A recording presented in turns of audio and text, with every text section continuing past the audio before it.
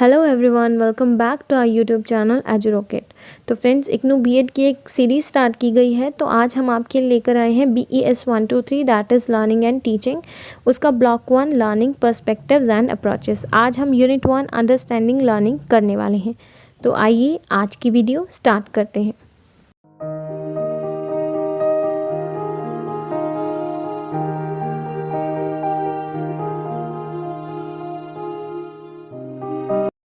काफ़ी स्टूडेंट्स की रिक्वेस्ट के बाद स्पीड थोड़ी सी फास्ट की गई है, लेकिन अगर आपको ऐसे कोई प्रॉब्लम हो रही है तो आप इस वीडियो को स्लो करके भी देख सकते हैं। 1.10 मोड्स ऑफ लर्निंग।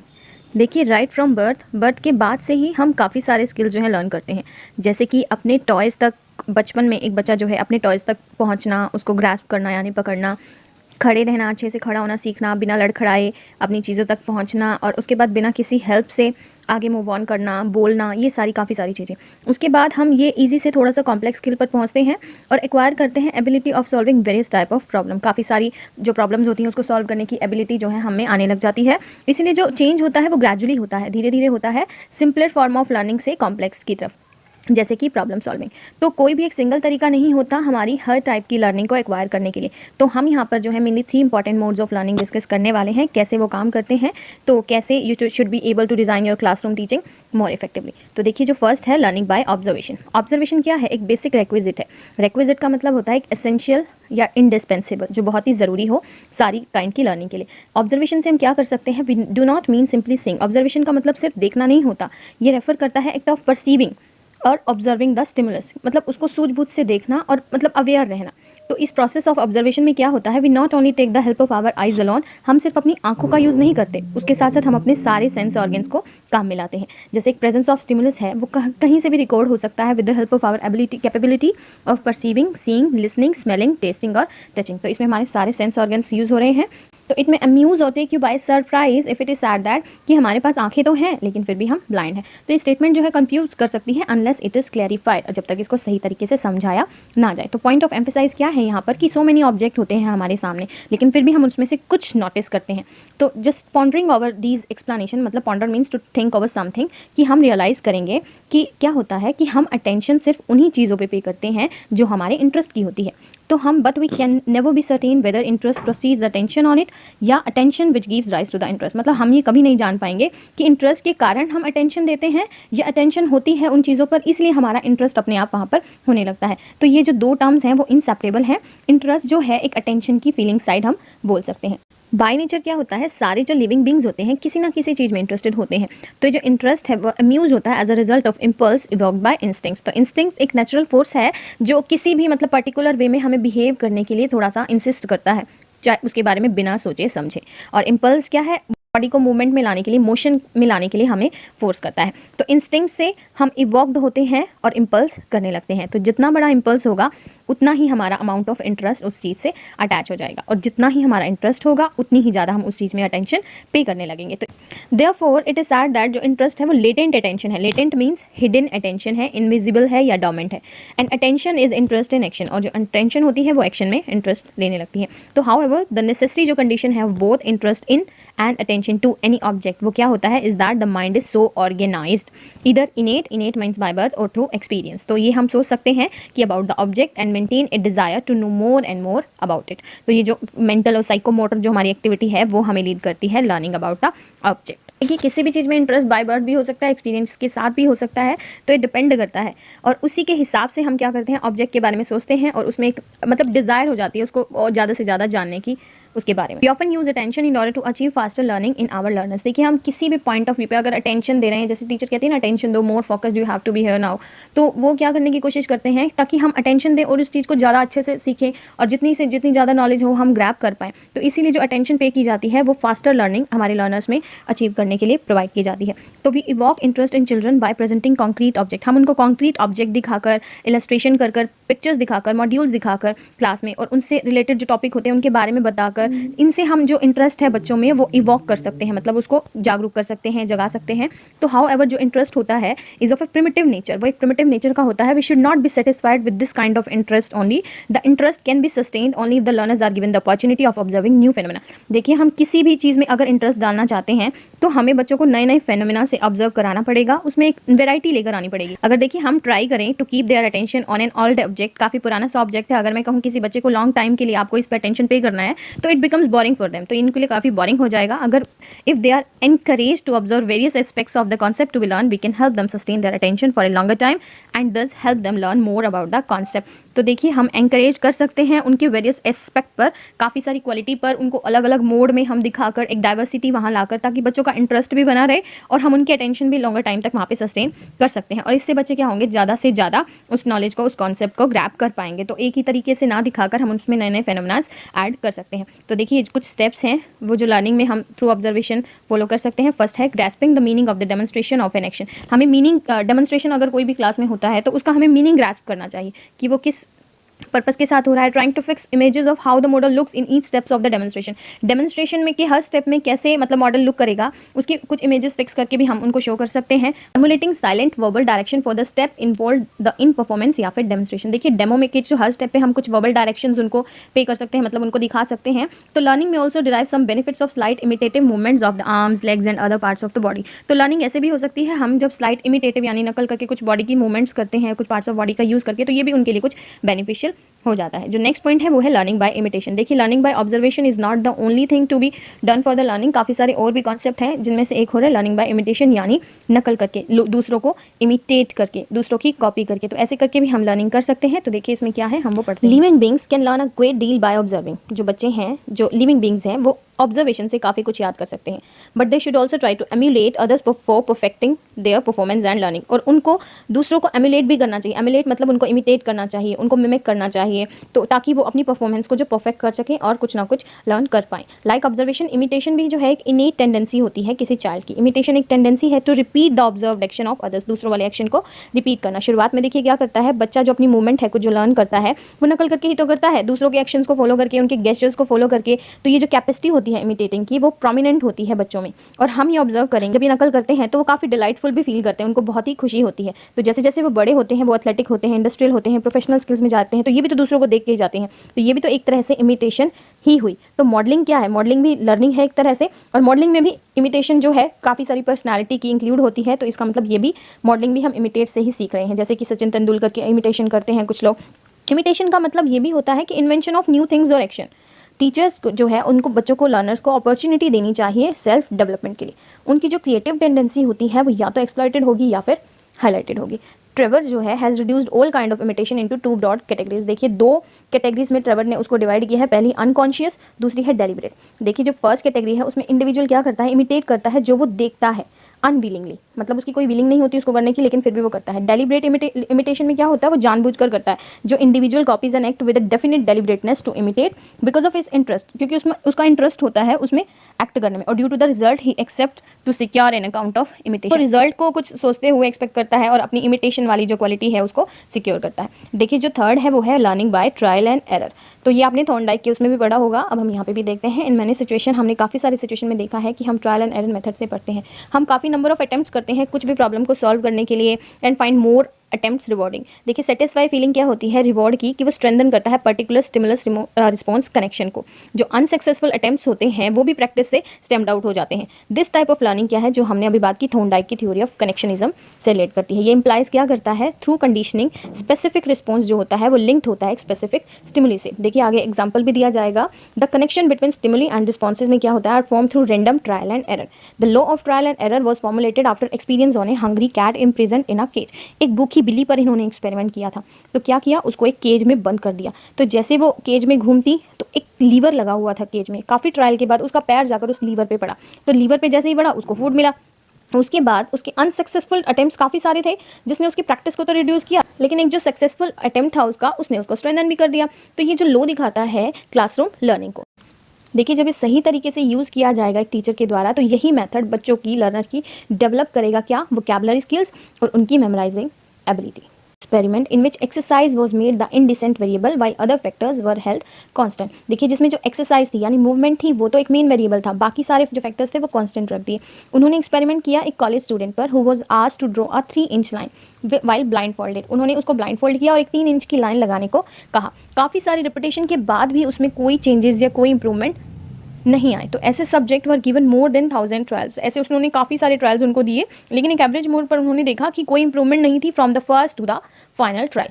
तो practice without knowledge of results fail to produce any result. Trial and error भी हमें वहाँ यूज़ करना है जहाँ पे मतलब उसको तरीका बेशक सही हो, लेकिन वही है कि कोशिश करते रहें, कामयाबी ज़रूर मिलेगी, लेकिन एक वो कोशिश भी सही तरीके से होनी चाहिए। प्रैक्टिस भी आप कर रहे हो तो नॉलेज के साथ होनी चाहिए। बिना नॉलेज के जैसे कि ब्लाइंड फोल्ड कर दिया 3 इंच की लाइन में, वही चीज़ वो बार बार रिपीट कर रहा है तो कुछ भी चेंजेस नहीं आए। तो यहाँ पर एक नॉलेज का होना बहुत ज़रूरी था, नहीं तो बिना नॉलेज के अगर हम प्रैक्टिस भी कर रहे हैं तो रिजल्ट में कोई भी चेंजेस नहीं दिखेंगे और वो बार बार फेल ही होगा। तो some of the laws underlying trial and error learning are law of readiness, law of effect and law of exercise. देखिए जो तीनों लॉ हैं उनमें से जो पहला है लॉ ऑफ रेडीनेस यानी कि थॉर्नडाइक का तत्परता का नियम, वो क्या बताता है, वो कहता है कि अगर हम कुछ भी किसी लर्नर को सिखा रहे हैं तो उस कार्य को करने के लिए तैयार है भी या नहीं। अगर वो तैयार हो तो तभी उसे कार्य सिखाया जाए, क्योंकि अगर वो काम वो करेगा, अगर वो एक्साइटेड फील कर रहा है तभी काम करेगा, लेकिन अगर उसका मन ही नहीं होगा सीखने का तो वो एक टेंशन वाली सिचुएशन में आ जाएगा और उस काम को खुद ही बंद कर देगा और ना ही अच्छे से सीख पाएगा। अगला जो है वो है law of effect. Law of effect होता है प्रभाव का नियम। ये बहुत ही इंपॉर्टेंट एक नियम है इन्होंने जो दिया है।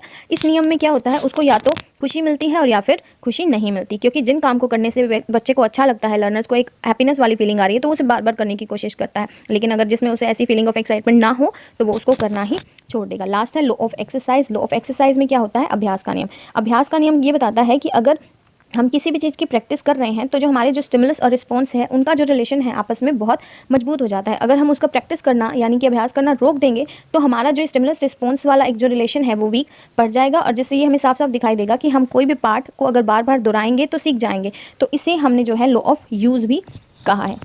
तो Thorndike began to think that reward and punishment were not equal and opposite in effect. तो थॉर्नडाइक ये सोचता है कि जो रिवॉर्ड और पनिशमेंट की हम बात करते हैं वो इक्वल और अपोजिट नहीं होते, क्योंकि रिवॉर्ड जो है वो स्ट्रेंथन तो करता है हमारे इस कनेक्शन को, लेकिन पनिशमेंट उसको वीक करे ऐसा ज़रूरी नहीं है। कई बार पनिशमेंट के डर से भी बच्चा लर्निंग सीख जाता है। जो इंटेंसिटी होती है, स्पीड होती है रिवॉर्ड की, वो इन्फ्लुएंस करता है लर्निंग को greater than that of punishment. Reward also brings एक हेल्दी डिजायरेबल इंप्रूवमेंट, वो बच्चे की पर्सनैलिटी में लेकर आता है। इसी प्रकार से थॉर्नडाइक ने क्या किया, begin to give more importance to reward and praise in place of punishment and blame. तो उसने पनिशमेंट और ब्लेम की बजाय रिवॉर्ड और प्रेज को ज़्यादा इंपॉर्टेंस देना ज़रूरी समझा। देखिए जो लास्ट है वो है लर्निंग बाय इंसाइट, यानी कि सूझबूझ से लर्न करना। तो मोस्ट ऑफ द लर्निंग जो ह्यूमन बींग्स में होती है वो ऑब्जर्वेशन और इमिटेशन से ही नहीं होती, वो सूझबूझ से भी होती है, क्योंकि जब भी हम कोई प्रॉब्लम सॉल्व करते हैं, एक इंडिविजुअल किसी सॉल्यूशन पर पहुंचता है तो वो उसकी इंसाइट की वजह से होता है। इनफैक्ट जो पर्सन होता है वो सॉल्यूशन पर मतलब सॉल्यूशन निकालते वक्त एक अंडरस्टैंडिंग बना लेता है different aspects of the problematic situation के बारे में। जैसे हमारी डेली लाइफ है तो हम डिस्क्राइब करते हैं mode of learning by using phrase, जैसे कि किसी पॉइंट को देखना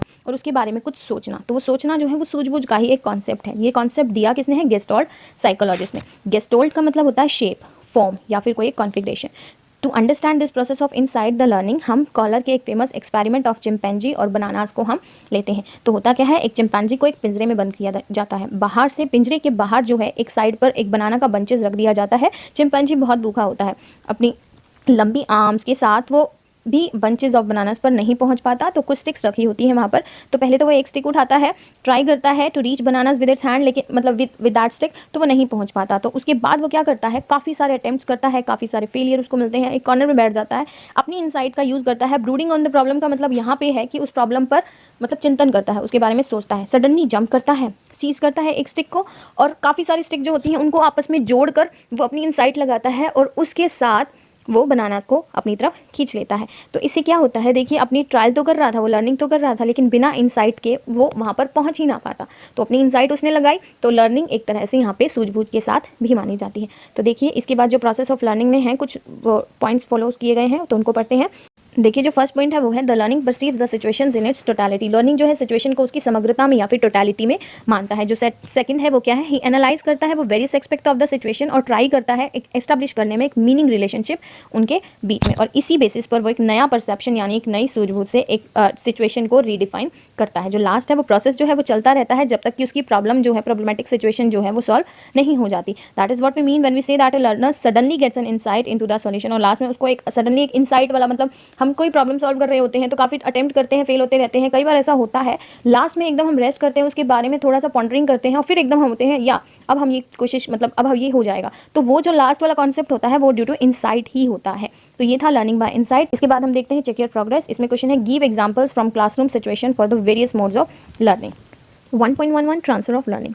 वन ऑफ द इंपॉर्टेंट जो करेक्टरिस्टिक्स है लर्निंग का वो ये है एक्विजिशन ऑफ स्किल, यानी स्किल्स की प्राप्ति, हमारी हैबिट्स, नॉलेज, एटीट्यूड्स या इन्फ्लुएंस या फिर एक्विजिशन ऑफ कोई भी नई लर्निंग है due to some kind of carry over effect. देखिए हम कैरी ओवर इफेक्ट का मतलब यहाँ पे ये है कि जो इफेक्ट है हम उनको आगे लेकर जा रहे हैं। जैसे कोई भी स्किल हम सीखते हैं, हैबिट्स हम सीख रहे हैं या नॉलेज, एटीट्यूड्स या कुछ भी हम कुछ भी सीख रहे हैं, तो अगर वो हमारे साथ आगे कैरी ओवर मतलब हो रहा है तो वो हमारे लिए एक नई लर्निंग की एक्विजिशन में बहुत हेल्प करता है। Carrying over this feeling, habit, skill and knowledge from one learning area to दूसरे में अगर हम इसको साथ में लेके जाएं तो वो कहलाता है ट्रांसफर ऑफ लर्निंग या फिर transfer of training. Psychologist explain करते हैं nature of transfer of learning process, तो हम वही आगे जाके समझते हैं। देखिए सबसे पहले क्या है meaning and nature of transfer of learning. अगर हम पुराने व्यूज़ के हिसाब से देखें तो ट्रांसफर ऑफ लर्निंग जो है वो इंप्लाई करता है कि training in one faculty of the mind में help in the functioning of all the faculty. देखिए अगर माइंड का एक सेक्शन कुछ नया सीख रहा है सपोज फॉर एग्जाम्पल, तो उसका नया सीखना वो माइंड के दूसरे सेक्शन में भी मतलब बाकी फैकल्टीज़ में भी या पुरानी फैकल्टीज़ में भी बहुत हेल्प करने वाला है। जैसे मेमोरी है, रीजनिंग है, जजमेंट है, ऑब्जर्वेशन है, ये सारी चीज़ें जो हैं आर डायरेक्टेड और train through various academic subject. ये सब क्वालिटी जिसके बारे में हमने बात की है ये काफ़ी सारे एकेडमिक सब्जेक्ट से हमारे में ट्रेंड होती है। जैसे लैंग्वेज है, मैथमेटिक्स है, हमारे माइंड को ट्रेनिंग देते हैं जो हमारे बाकी सब्जेक्ट में भी हेल्प करता है। एक पर्सन है जो पॉजेस करता है एक गुड नैक फॉर लैंग्वेज, तो वो लर्निंग भी ईजिली कर सकता है और कोई भी फैक्ट हो वो ईजिली अपने माइंड में रिटेन कर सकता है। अगर हम बात करें थॉर्नडाइक की आइडेंटिकल एलिमेंट्स वाली थ्योरी की, तो ये याद रखिए कि थॉर्नडाइक ने दिया है सबसे पहले तो identical theory of identity elements. इन्होंने ये कहा है कि दो काम में जितनी ज़्यादा सिमिलैरिटी होगी वो उतना ही एक दूसरे के काम में हेल्प करेंगे। फॉर एग्जाम्पल जैसे संस्कृत का ज्ञान है, अगर हम संस्कृत की नॉलेज ले रहे हैं तो वो हमारा हिंदी में भी बहुत हेल्प करने वाला है। जैसे कि अगर कोई साइकिल सीख रहा है और स्कूटर आगे सीखे तो ये साइकिल सीखना बैलेंसिंग उसको आ जाएगा, तो स्कूटर सीखने में भी उसके लिए बहुत हेल्प है। ऐसे ही कार चलाने के बाद ट्रक चलाना, पियानो सीखने के बाद टाइपिंग करना, तो ये जो चीज़ें हैं आपस में इंटरलिंक्ड है और एक ज्ञान दूसरे में ट्रांसफर हो रहा है, एक नॉलेज दूसरे में ट्रांसफर हो रही है। तो थॉर्नडाइक ने जो थ्योरी प्रपोज की है उन्होंने ये कहा है कि रिजेम्बलेंस और सिमिलैरिटी किसी भी सिचुएशन के बीच में has a considerable effect on the amount and kind of transfer of learning. कोई भी तब इजीली ट्रांसफर होगी अगर वो ज़्यादा से ज़्यादा आइडेंटिकल होगी, चाहे वो उसका काइंड हो, अनुभव हो, कुछ भी हो। देखिए कैरिड ओवर होता है from one situation to another. For example अगर हम मेमोराइजेशन की बात करें, एक लर्नर जब प्रैक्टिस कर रहा है, मेमोराइज कर रहा है कुछ, तो वो अपना दूसरा सब्जेक्ट भी इजीली मेमोराइज कर लेगा कुछ हद तक, और ये क्वाइट पॉसिबल है कि मेमोराइज करेगा वो कंटेंट को अदर सब्जेक्ट एरिया क्विकली, बहुत ही तेज़ी से याद कर लेगा। तो अगर हम ये व्यू पॉइंट देखें तो ये फेनोमेना जो है वो not due to an improve faculty of memory, ये इस चीज़ पे डिपेंड करता है कि जो दो सिचुएशन है वो कितना आइडेंटिकल है, कितना उनका कंटेंट जो है सेम है, एटीट्यूड, मेथड और एम, कितना इन सब फीचर्स में आइडेंटिटी है। अगर हम जुड के ट्रांसफर ऑफ लर्निंग की बात करें तो वो ये कहता है कि ट्रांसफर ऑफ लर्निंग कुछ भी नहीं है एक्सेप्ट जनरलाइजेशन, तो वो सिर्फ एक जनरलाइजेशन है यानी सामान्यीकरण है। According to the principle of this generalisation, जो जुड ने प्रपोज किया है कि डेवलपमेंट जो होती है स्पेशल स्किल की, the mastery of specific fact, formulation of particular habits या एटीट्यूड जो है वो एक सिचुएशन में ट्रांसफ़र वैल्यू उसकी तभी होगी जब यही स्किल, यही फैक्ट, यही हैबिट्स या और भी कोई पर्टिकुलर जो फीचर हम ले रहे हैं वो सिस्टमाइज भी हो और दूसरी सिचुएशन में भी वो यूटिलाइज्ड हो पाए। तो इसलिए ट्रांसफ़र ऑफ लर्निंग जो है वो बहुत ईजी हो जाएगा और एक जनरलाइजेशन का उसको नाम दिया गया है। एक एनालिसिस जो है above mentioned view of psychologist lead कर रहा है हमें काफ़ी सारे पॉइंट्स पे, देखिए जिसमें से हमने दो बेसिकली निकाले हैं। पहला ये है कि ट्रांसफ़र ऑफ लर्निंग को can also be viewed as problem solving, हम उसको प्रॉब्लम सॉल्विंग भी नाम दे सकते हैं, जिसमें हम एक टास्क का एक्सपीरियंस दूसरे टास्क पर मतलब हेल्प करने के लिए यूज़ करते हैं, जो हमारी एक की परफॉर्मेंस को दूसरे में भी इन्फ्लुएंस डालता है। दूसरा पॉइंट ये है कि ट्रांसफर ऑफ लर्निंग जो होता है वो similarity of content, similarity of technique, similarity of principle या फिर इन सब का कॉम्बिनेशन इससे ही आता है, मतलब एक आइडेंटिटी पे बेस करता है। 1.11.2 types of transfer of learning. देखिए ट्रांसफर ऑफ लर्निंग जो है वो 3 टाइप की होती है, एक पॉजिटिव, एक नेगेटिव और एक जीरो। पॉजिटिव क्या होती है? पॉजिटिव ट्रांसफ़र तब होती है जब एक तरह की लर्निंग हमारी दूसरे तरह की लर्निंग में कोई हेल्प कर रही हो, तो हम बोलेंगे उसको पॉजिटिव टाइप ऑफ मेमोरी। अगर मान लीजिए स्कूल में हमने कोई पोएम वगैरह कुछ याद किया है, कोई भी टेबल वगैरह लर्न की है रोट लर्निंग की हेल्प से, और वही रोट लर्निंग हमारी आगे जाकर हमारी मैथ्स के फॉर्मूला को लर्न करने में हेल्प कर रही है, तो इसका मतलब यहाँ पर जो है लर्निंग का एक पॉजिटिव ट्रांसफ़र हो रहा है। अगर उसके बाद हम नेगेटिव ट्रांसफ़र ऑफ लर्निंग की बात करें तो नेगेटिव ट्रांसफ़र ऑफ लर्निंग में पहले वाली जो लर्निंग होती है वो एक हिंड्रेंस का काम करती है, एक रुकावट करती है हमारी नेक्स्ट लर्निंग में। जैसे कि अगर मान लीजिए हमारा कोई फ्रेंड है, उसका फ़ोन नंबर चेंज हो गया, पहले कुछ और था और अब कुछ और हो गया, तो बार बार डायल करते वक्त हम वही पहले वाला नंबर मिलाते हैं और नए वाला हमारे माइंड में अभी क्योंकि वो सेटल नहीं हुआ है, तो इसीलिए ये जो है पहले वाला नंबर वो नए वाले नंबर को याद करने में हिंड्रेंस का काम कर रहा है। उसके बाद हम बात करते हैं ज़ीरो ट्रांसफ़र ऑफ लर्निंग का। ज़ीरो ट्रांसफ़र ऑफ लर्निंग में कोई भी फ़र्क नहीं पड़ता, क्योंकि जो पहले वाली लर्निंग होती है वो दूसरे वाली लर्निंग पे ज़ीरो इफेक्ट यानी कि कोई भी इफेक्ट नहीं डाल रही होती। देखिए जैसे एग्जांपल दे रहा है, एक क्रिकेटर है, वो इंप्रूव करता है अपने बॉलिंग स्किल, तो उसकी बैटिंग स्किल से कोई ताल्लुक नहीं है, यहाँ पे ज़ीरो ट्रांसफ़र ऑफ लर्निंग हो रहा है। अगर हम बात करें क्लासरूम इम्प्लीकेशन की, तो उसमें क्या है, देखिए utility of transfer of learning should be discussed in the context of the assumption. देखिए हमें जो है यूटिलिटी देखनी है ट्रांसफर ऑफ लर्निंग की, उसको हमेशा कॉन्टेक्स्ट ऑफ एजम्पशन के रूप में ही डिस्कस करना चाहिए। जैसे कि अगर नॉलेज, स्किल्स और मेथड जो भी हम लर्निंग के कॉन्सेप्ट हैं उसको एक स्कूल में, पर्टिकुलर स्कूल में कुछ लर्न कर रहे हैं, तो वो हमें इस तरह से सिखाने चाहिए कि वो इन फ्यूचर भी हमारे लिए अवेलेबल रहें और हम उनको नई प्रॉब्लम को सॉल्व करने में हेल्प कर पाएँ। मतलब ये लर्निंग का, ट्रांसफर ऑफ लर्निंग का एक पॉजिटिव मतलब इफेक्ट है। अगर हम यही अजम्पशन माइंड में रखेंगे तो नॉलेज ऑफ नेचर और ट्रांसफर ऑफ लर्निंग वो हमें बहुत ही ज़्यादा तौर पर हेल्प करने वाला है कुछ क्रूशियल क्वेश्चंस को सॉल्व करने में। जैसे कि what type of learning in the school, किस टाइप की लर्निंग है जो स्कूल में हमारी मतलब हेल्प करने वाली है लर्नर को उनकी डेली लाइफ की प्रॉब्लम सॉल्व करने में, या फिर which type of learning helps and which hinders यानी रुकावटें in coping with day to day problems. और परहैप्स जो मोस्ट इंपॉर्टेंट या मोस्ट नेग्लेक्टेड क्वेश्चन होता है कि how best can we increase the transfer effect, कि कैसे हम ये ट्रांसफर इफेक्ट को ज़्यादा से ज़्यादा यूज़ कर सकते हैं, मतलब कैसे हम इसको और भी इफेक्टिव बनाएं। एजुकेशनिस्ट जो हैं वो have perform experiments for finding answers to the above mention question. जो ऊपर हमने मेंशन अभी क्वेश्चंस की बात की है, तो एजुकेशनिस्ट जो है उन्होंने एक्सपेरिमेंट किए हैं इनके आंसर फाइंड आउट करने में। तो इन्हीं रिजल्ट के बेसिस पर या उनकी इन्वेस्टिगेशन के बेसिस पर उन्होंने मतलब रिकमेंड किया है कि education must be life centre to facilitate transfer of learning. हाँ जी, तो लाइफ सेंटर उसको रखना चाहिए ताकि हमारी जो ट्रांसफर ऑफ लर्निंग है वो फैसिलिटेट हो पाए। और जो स्कूल की एक्टिविटीज़ हैं उनका 10 टाइम टेक्सचर यानी कि उनका जो रंग और जो उनकी बनावट है या फिर जो भी गतिविधियाँ, जो भी एक्टिविटीज़ हैं स्कूल में हो रही हैं वो डेली लाइफ पर बेस्ड हो। प्रॉब्लम सॉल्विंग और डिस्कशन मेथड जो है वो मोर यूजफुल होने चाहिए हमारे पावर ऑफ ट्रांसफर को प्रमोट करने में। क्रैमिंग को जो है मीनिंगफुल लर्निंग से रिप्लेस कर देना चाहिए, रोट लर्निंग बिल्कुल ही बंद हो जानी चाहिए। और जो लर्नर्स हैं वो ट्रेंड होने चाहिए ताकि वो खुद से जनरलाइजेशन फॉर्म कर सकें और वो खुद भी सेल्फ रिलायंट होने चाहिए ताकि वो नई प्रॉब्लम्स को खुद ब खुद सॉल्व कर पाएँ। आगे चेक योर प्रोग्रेस है, तो उसमें हमने 3 types of transfer of learning पूछी हुई है। नेक्स्ट जो है लेटर सम अप है, तो फ्रेंड्स ये आप खुद कर सकते हैं। तो आई थिंक ये यूनिट खत्म हो चुकी है। तो मिलते हैं नेक्स्ट वीडियो के साथ एक न्यू यूनिट लेकर। अगर आप कोई पर्टिकुलर यूनिट हमसे सीखना चाहते हैं तो आप उसका नाम कमेंट में लिख सकते हैं। फ्रेंड्स, अगर आपको ये वीडियो पसंद आई हो तो प्लीज़ लाइक का बटन ज़रूर दबाएं और हमारी वीडियो को शेयर ज़रूर करें और चैनल से जुड़े रहने के लिए इसको सब्सक्राइब करना ना भूलें। मिलते हैं नेक्स्ट वीडियो में, तब तक के लिए bye bye and take care.